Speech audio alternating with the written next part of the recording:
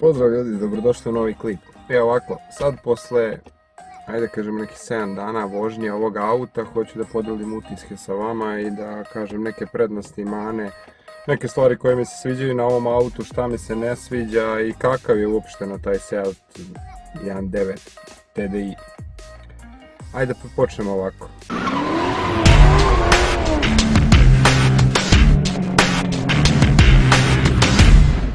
Što se tiče samog auta, znači to je, ajde, vidjeli ste sami, to je znači neka klasa manjeg gradskog auta. E sad, njegove mane, ajde počnemo od mana, loših stvari pa ćemo onda preći na bolje stvari. Mane, po meni su zadnja klupa, dobro to ako pogledamo realno sa konkurencijom i svim ostalim, svi su takvi, pozadi nema mjesta, pogotovo kad ja sedim ovdje za volanom i za mene nema šanse, ako hoće da mi bude udobno i da vozim kako mi odgovara, i za mene nema šanse ni malo dete da se smesti.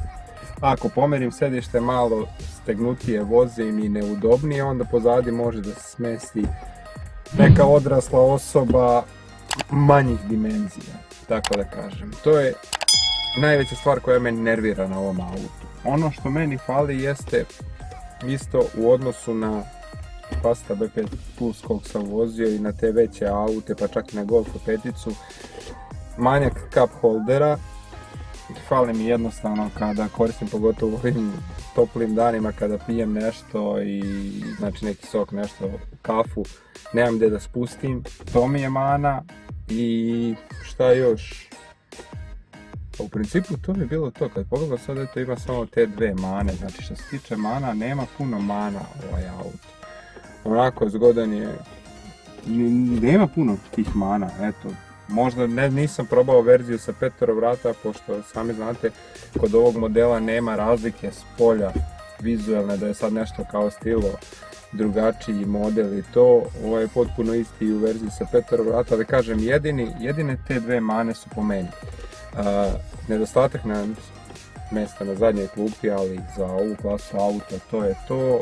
Nedostatak cup holdera ima ovaj jedan što ste vidjeli u prošlom klipu što je neispravan i ne radi.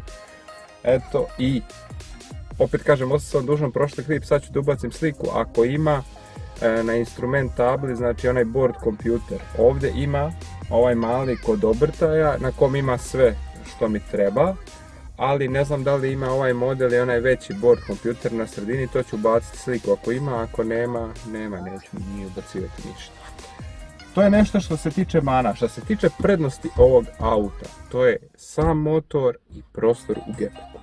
Znači, evo sad će ići usput snimak, vidjet ćete, znači gepek je nekako dublji i ima sasvim dovoljno mjesta za ovu veličinu auta. To je znači pohvala za ovaj model, i sam motor 1.9 TDI od 130 konja sa mjenjačem od 6 brzina je odlična stvar u ovom autu. Auto lepo ubrzava, a sad ću pustiti jedan snimak ubrzanja da vidite što sam snimio usput. Gledajte sad.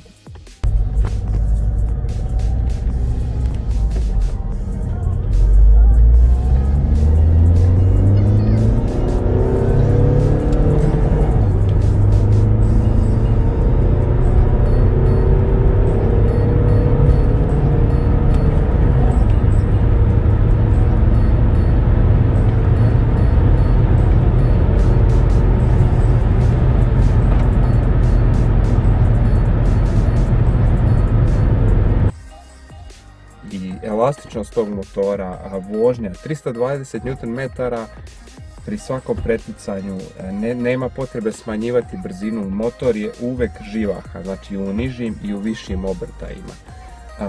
Potrošnja sama zbog 6-stepenog menjača se kreće od 4 do maksimalno 7 litara, to je znači onih 7 litara u gradskim uslovima, kreni, stani i ostalo. Čim sam na otvorenom pri brzini, koliko je ograničenje na autoputu, nekih 130 km/h u 6. brzini, auto po bordu pokazuje 4 litre potrošnje, što je stvarno odlično kod ovog auta.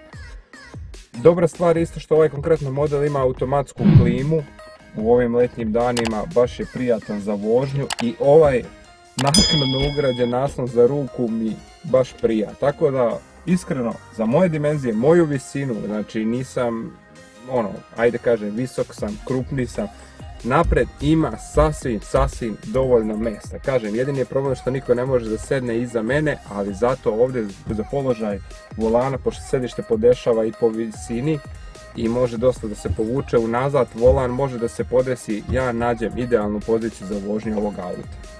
To je eto neki moj utisak posle nekih provedenih 7 dana sa ovim autom. Iskreno već sam prešao nekih pa sigurno 800 do 1000 km sa njim, po ceo dan sam u autu i stvarno, eto, nemam puno zamerki na njega. Kažem, za ovaj segment automobila ta zadnja klupa, to je jedina zamerka i što mi fali cup holder.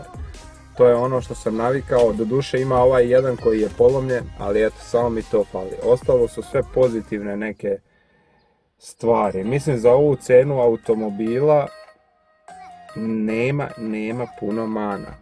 Tako da, eto, to bi bilo nešto ukratko što sam htio da podelim. Još jedna dobra stvar je ozvučenje na ovom autu. Nije fabrički player u autu, ali je ozvučenje fabričko i valjda zato što je auto manjih dimenzija, kako se zove, i unutra dobro izolovan, fantastičan je zvuk muzike. Tako da, sve u svemu, auto je kompletan.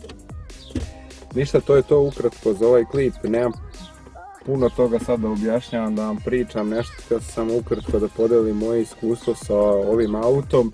Vi ne zaboravite, bacite like, šerujte klip, zapratite kanal, zapratite Instagram kanal Auto RS Test, evo izaći vam ovdje. Sad, juče je bila objava u vezi Toyota Celicije, vas dosta baš je reagovalo na tu priču i tražilo da se taj auto snimi, tako da ovih dana bacim se u akciju, idem da jurim vlasnika i da snimim za vas taj auto. Hvala vam puno svima što pratite i podržavate ovo, pa mi se vidimo u nekom od narednih klipova. Ćao!